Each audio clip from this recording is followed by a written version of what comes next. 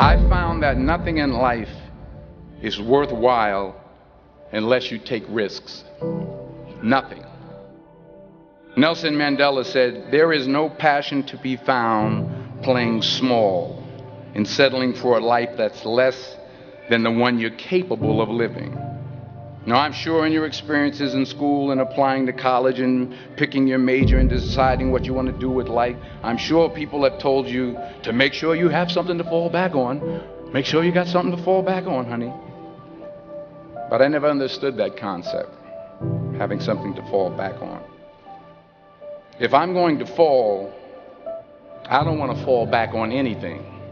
I want to fall forward. I figure at least this way I'll see what I'm going to hit. Without consistency, you'll never finish. So do what you feel passionate about. Take chances. Don't be afraid to fail. There's an old IQ test, was 9 dots, and you had to draw 5 lines with a pencil within these 9 dots without lifting the pencil. The only way to do it was to go outside the box. Don't be afraid to think outside the box. Don't be afraid to fail big, to dream big. But remember, dreams without goals are just dreams. Reggie Jackson struck out 2,600 times in his career, the most in the history of baseball. But you don't hear about the strikeouts. People remember the home runs. Fall forward. Thomas Edison conducted 1,000 failed experiments. Did you know that? I didn't know that. Because the 1,001st was the light bulb. Fall forward. Every failed experiment is one step closer to success. You've got to take risks, and I'm sure you've probably heard that before, but I want to talk to you about why that's so important. You will fail at some point in your life. Accept it. You will lose. You will embarrass yourself. You will suck at something. There's no doubt about it. And I know that's probably not a traditional message for a graduation ceremony, but hey, I'm telling you, embrace it because it's inevitable.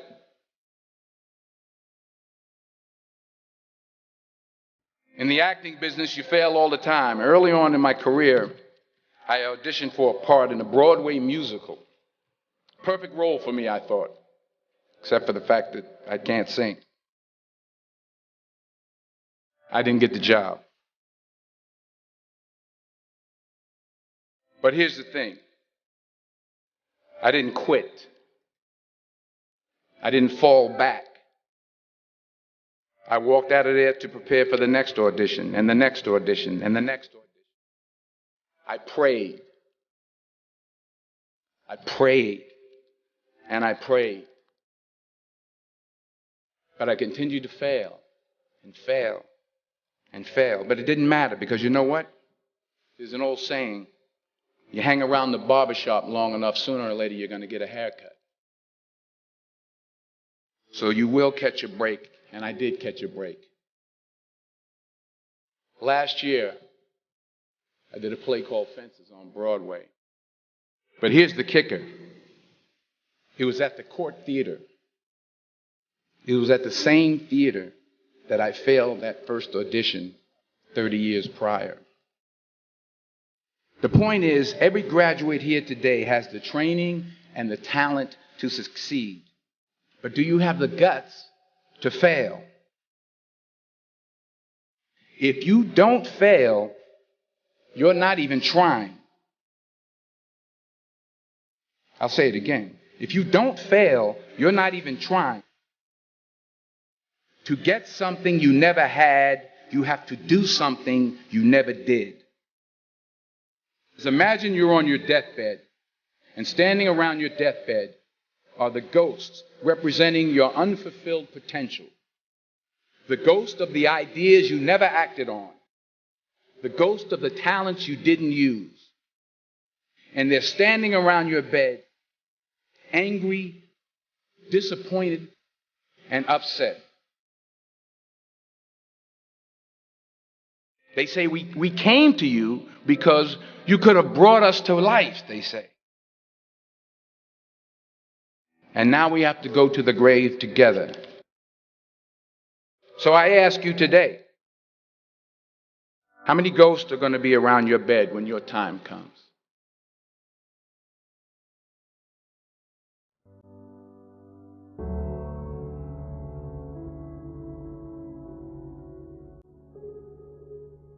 I just got back from South Africa. It's a beautiful country, but there are places there with terrible poverty that need help. And Africa is just the tip of the iceberg. The Middle East needs your help. Japan needs your help. Alabama needs your help. Tennessee needs your help. Louisiana needs your help. Philadelphia needs your help. The world needs a lot, and we need it from you. We really do. We need it from you young people. I mean, I'm not speaking for the rest of us up here, but I know I'm getting a little grayer. We need it from you, the young people, because remember this. You got to get out there. You got to give it everything you got, whether it's your time, your talent, your prayers, or your treasures. What are you going to do with what you have? I'm not talking about how much you have. Some of you are business majors. Some of you are theologians, nurses, sociologists. Some of you have money. Some of you have patience. Some of you have kindness. Some of you have love. Some of you have the gift of long suffering. Whatever it is, whatever your gift is, what are you going to do with what you have?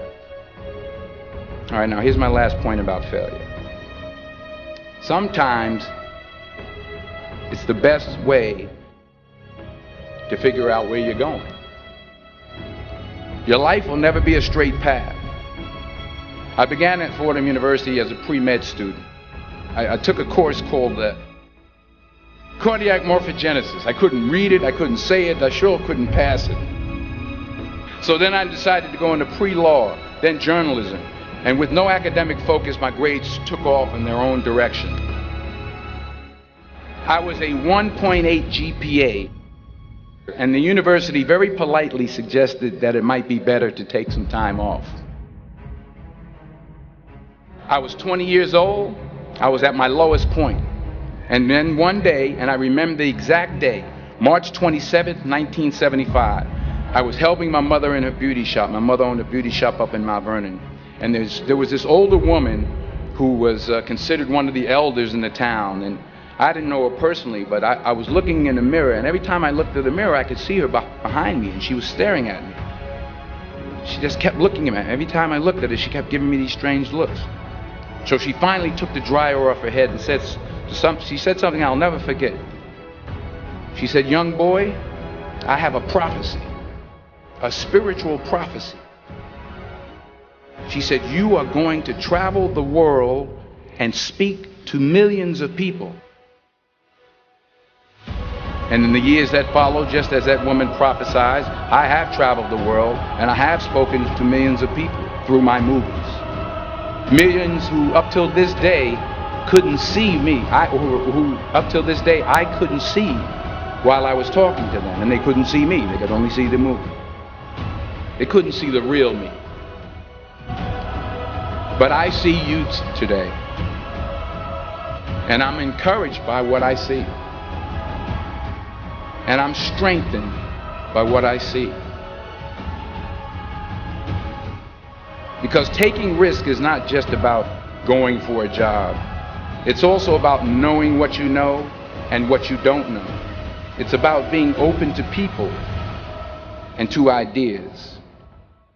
The chances you take, the people you meet, the people you love, the faith that you have, that's what's going to define you. Never be discouraged. Never hold back. Give everything you got. And when you fall throughout life,